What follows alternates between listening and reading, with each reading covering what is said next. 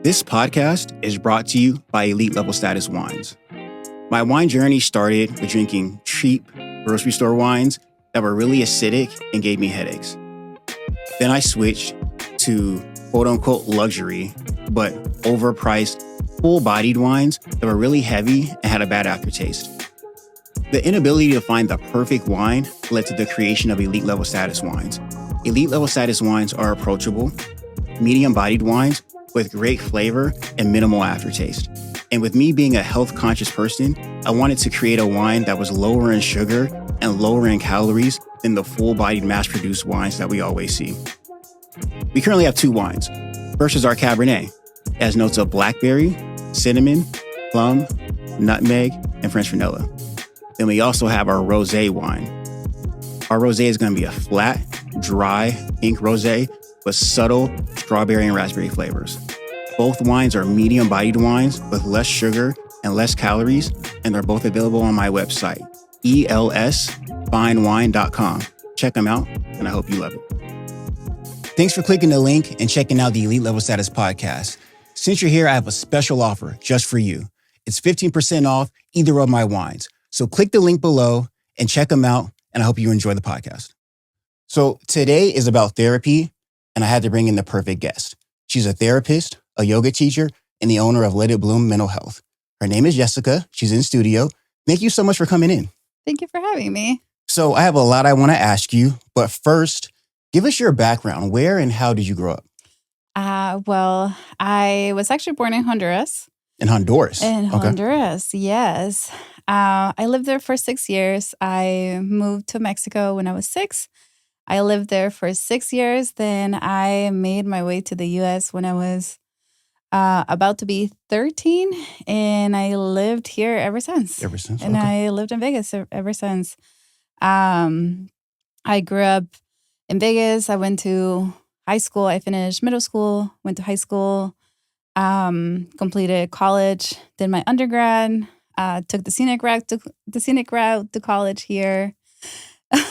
And when I was 27, I had essentially a quarter life crisis, and I went back to school. Okay. And I got my master's degree from UNLV.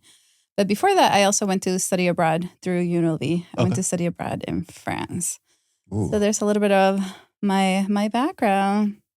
Out of all the places, out of Honduras, Mexico, and France, which one did you like the most? I like them all. Really? I like them all. I think every single one of them has added to who I am today, and every single one of them has enriched my life. Part of me being a therapist is seeing life with different perspectives. When I went to study abroad, I got to travel a whole lot. I've been to about 25 different countries Wow. in my life.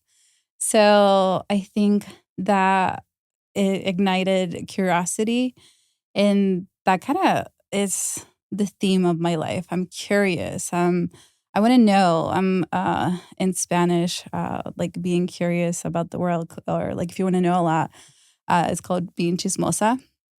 So you just want to know the tea, right? Like I want to know the tea about the country, other countries. I want to know. I just want to know about the world. Right. So you're a therapist and you're a yoga teacher. At what point did you realize healing isn't just mental, but it's physical too? I went to a class when I was maybe 22, 23. And that was the first time I think that I felt something, doing something physical, right? I'm pretty active. I ran before. I went to the gym. I did multiple things, but I never felt something so profound until I did Shavasana after a yoga class. And after doing it for so long, I just wanted to share that with the world. And I saw the beauty in it. I felt it for myself, and I just wanted to show the world, okay, listen, like I feel this. Let me show you. Yeah. Let me show you what I feel, because it feels amazing. Like I find peace. I find my breath. I found ease. So I want to show you, come with me. I want to pull people to experience that. Right. Interesting. So how does yoga help trauma help process trauma differently than just verbal therapy alone? It's not necessarily just yoga, but yoga helps with um, a little bit of a bottom up perspective when it comes to mental health. And what that means is nervous system first before thoughts. Oh, okay. When we talk about the nervous system or when we talk about mental health, we often think about the brain, right? We talk about mental health. When you see agencies, you might see a brain, right? And we think, okay, I have to train my thoughts. I have to talk to a therapist. I have to just kind of process information. But your mental health actually lives in your whole entire body. Think about your breath, right? Think about when someone cuts you off. How do you feel? Okay. Interesting. Interesting. Yeah. Where do you feel it? Right. Right? You stop breathing when you're upset, when you're done crying, right? That last breath. So your nervous system is your mental health. Yoga Wow. helps. I've never had it explained like that. Okay. Yoga helps with a bottoms up approach. And as a holistic mental health therapist, I like the bottoms up approach because you're always going to have thoughts. You're not always going to be able to think yourself out of depression or anxiety, but you might be able to regulate your breath. Right. You might be able to regulate just your nervous system just to be able to deal with that situation in that particular moment that you have to deal with.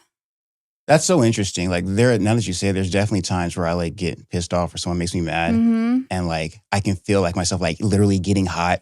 Absolutely. Or like, you know, I feel something in my stomach and yeah, you never think about it that it's like you said, it is your whole body. It's not just your feelings. It's a whole body thing that you have to think about.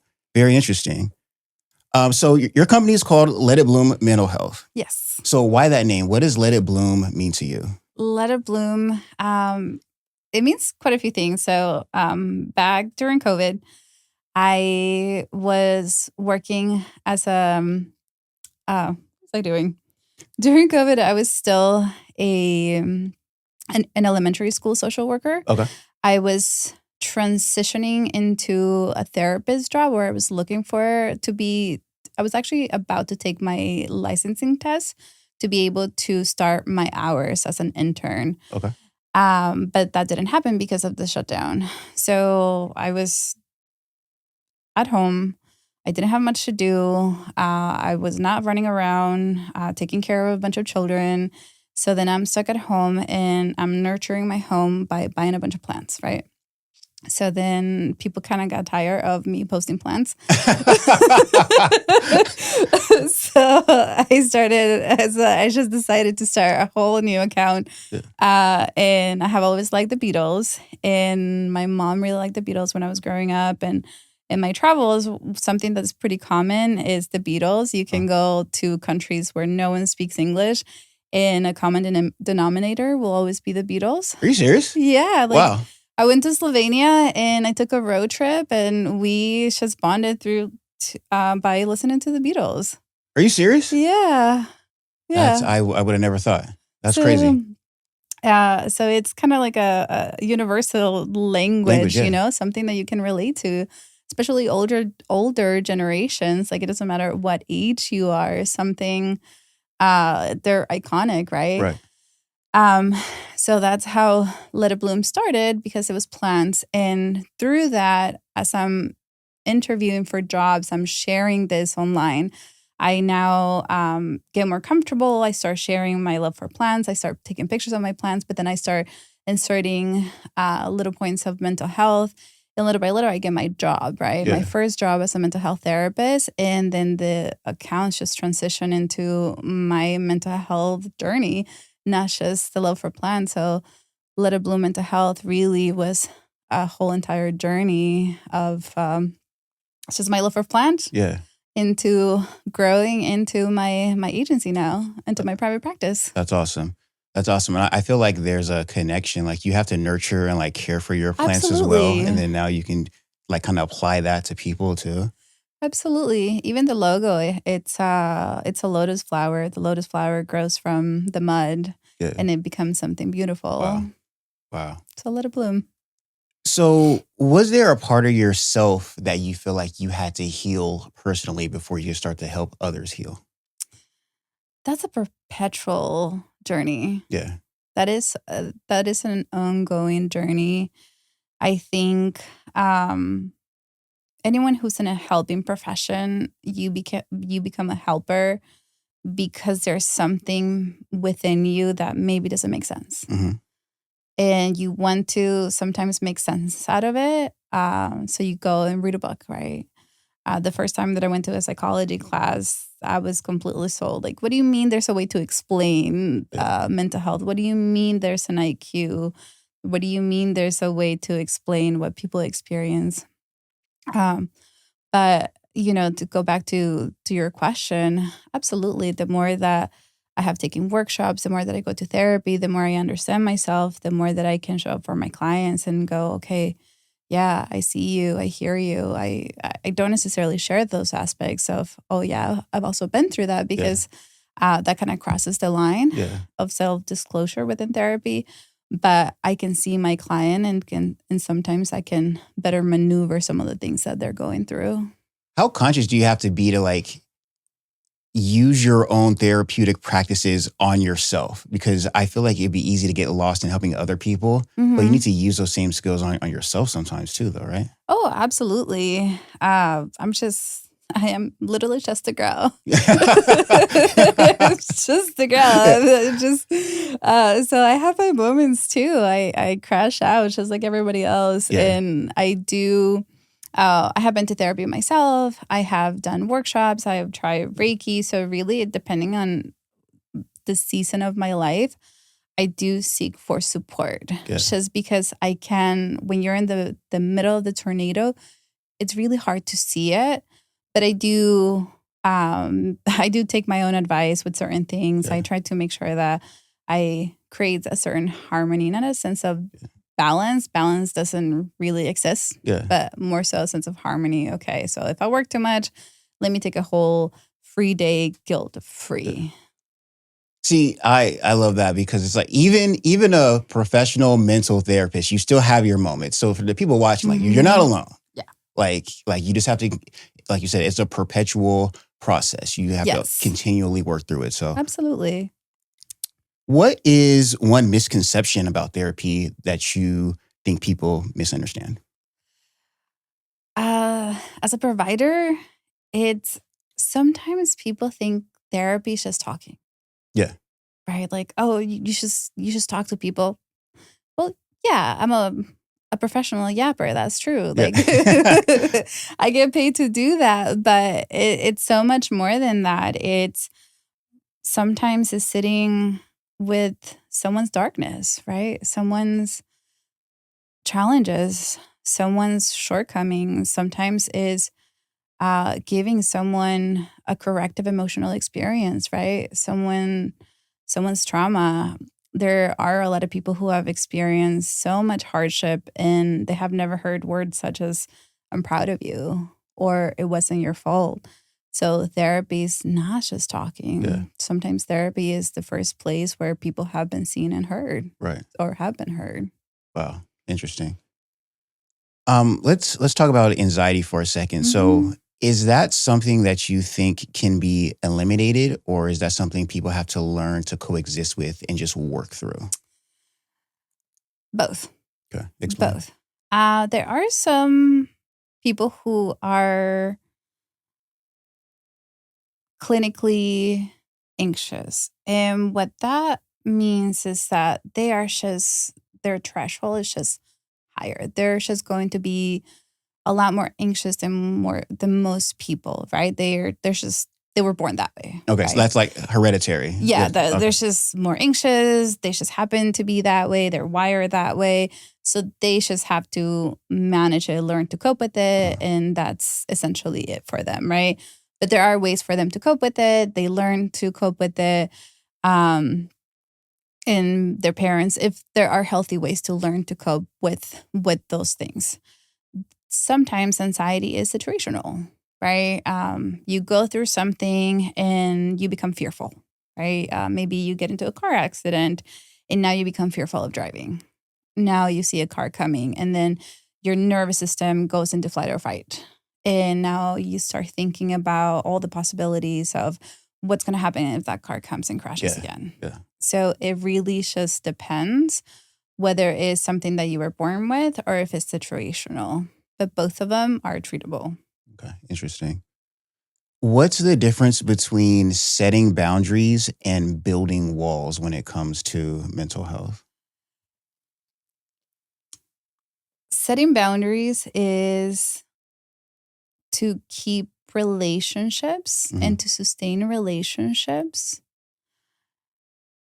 in a sustainable way. Walls are to keep people out. Okay. Yeah, because that's kind of what I was thinking too. I feel like if you have a wall up, you don't let anyone in, right? So, but I think boundaries are set kind of like you let your guard down. Right. You let people in, and then maybe something happens you don't really love. So at that point, after you've let them in, you got to set that boundary to communicate what you will or won't accept. Or sometimes boundaries are just to, let's just say you're meeting someone or maybe long-term relationships, right? And let's just say you said something to me and I didn't like it, right? Just because I set a boundary, it doesn't mean that the relationship is broken. It just means, hey, this relationship is going to continue, but I need this for the relationship to continue to feel safe. Yeah. So boundaries are to create safety within the relationship. Who is your ideal client? Who is my ideal client? Well, I used to think that anyone who wants to come through the door. Okay. Now, I don't know.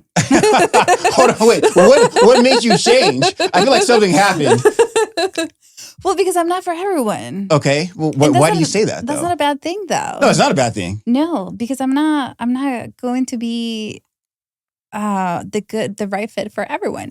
Right. So I am going to be for individuals that, one, they're curious about therapy. They want to try it. Even for people who are slightly hesitant. But in general, right, like I'm a woman.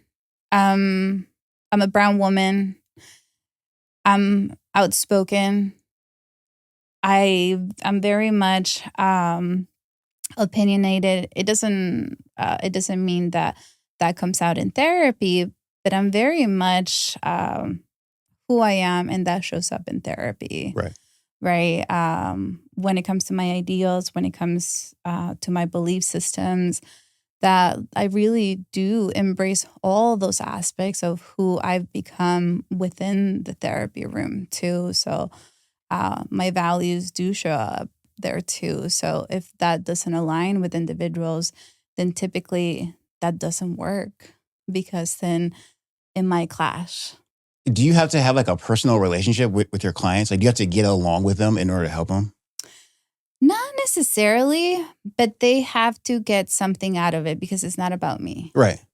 So they have to see the value, right? They have to see, okay, well, she might not be my favorite, but maybe I can get something out of it. The magic only happens when there's collaboration with the client. For sure. Right? Nothing's going to happen if the client doesn't trust me. Yeah. If the client is doubtful of my approach, really, like, it really doesn't matter how amazing the client, how amazing the therapist, how many accolades you have, how many degrees you have behind you. If you don't have a trusting relationship, or if you don't create a safe environment for your client, therapy is not going to work. It has to be safe. So if someone comes into my room, into my therapy room, and they don't feel safe, then that's not the right place for them. How do you build trust, especially when you've never met them before? There's implied trust. Okay. But it's little by little. I typically take the cadence of the client based on what they want to talk about. We complete an initial assessment, and I kind of gauge where they are on the initial assessment. I typically tell clients, I just need the spark notes of your life. I just need enough. And then we'll just go from there. Okay. At any given time, this is a road trip. It's not a train. If you're not ready to talk about something, we don't have to get into it just yet. Right. How much of a role does like your ambiance play? I watched some of your videos and I can like see in the background, I can see like the plants and like just kind of the vibe that you set. Like I feel like trusting and like relaxed just watching. So like how big of a role does that play with your clients, or is that just something that's the way you like it set up, and so that has nothing to do with healing your clients? Oh no, everything's intentional. Okay, see, and that's what I thought. Everything's intentional. All the colors that I have, even so, I have a home office and then I have my office that's in person. I took down the lights, the overhead lights, because, I mean, no one really likes overhead lights. Yeah.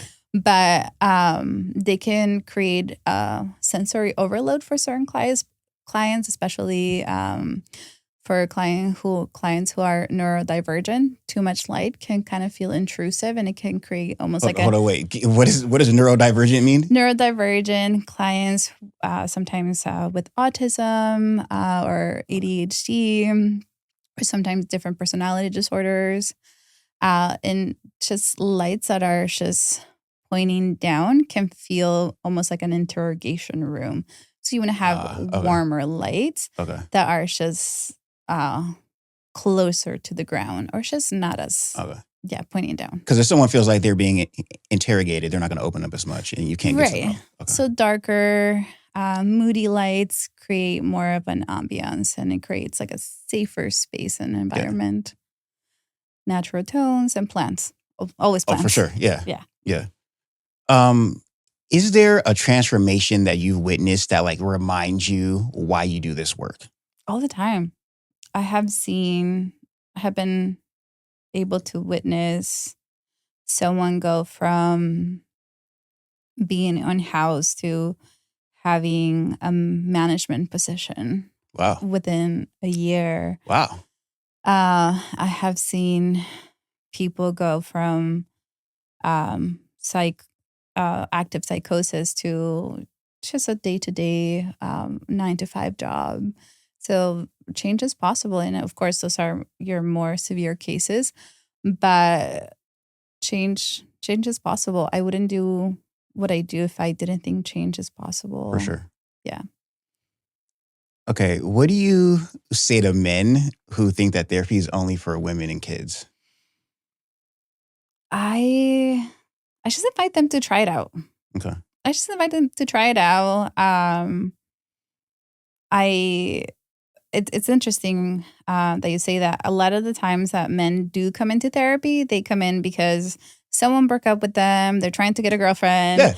Yeah. They can't find a girlfriend, or something related to dating, right? Yeah. But the issue is never about dating. They end up staying long-term for therapy. But the initial concern is because some sort of dating concern, but they stay for deeper things. Wow.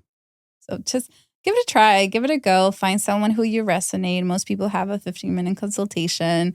Make sure that you vibe with the person, someone who seems open, and you are receptive to them. As long as you are receptive to your clinician, you'll be good. But if you're hesitant, then probably not the right person for you. So you just said the majority of men come in because of a dating issue? Yes. Okay. Yes. Okay. Well, that's a nice transition, because I have some dating questions for you. Perfect. Okay. So how can therapy change your dating life? It allows you to no longer repeat patterns. And that could be from upbringing. It could help you identify some of the things that you have experienced, witnessed when you were a child, some of the things that you were lacking. I have this idea that a lot of people are in therapy because of love, but it's being loved in the wrong way, looking for love in the wrong places, not being loved enough. And essentially that's it. and I don't mean to minimize the reasons why people are in therapy, but it really does come to the idea of love or feeling lonely. Yeah. So, yes, therapy can change the way that you date. As a therapist, what qualities feel non-negotiable for you personally in a Mhm. partner? The person has to be receptive. Okay. That's the most important thing. If you have someone who's not receptive and who becomes defensive, there's no way, you have nothing to work with. Right. Because someone who's receptive, you're able to say, hey, something bothered me. And you can kind of work through that. But if someone becomes defensive and they shut down or they blame you for it, then that's it. Do you feel that people in your personal life are more receptive to you because they know you're a therapist? So like what you're saying is coming from like a professional therapeutic place? No. No. Not all the time. Not all the time. I think maybe when I first started, I think I carry the hat. The therapist had a little bit Yeah. more. And then I would hear don't therapize me right now. A Really? little bit more often.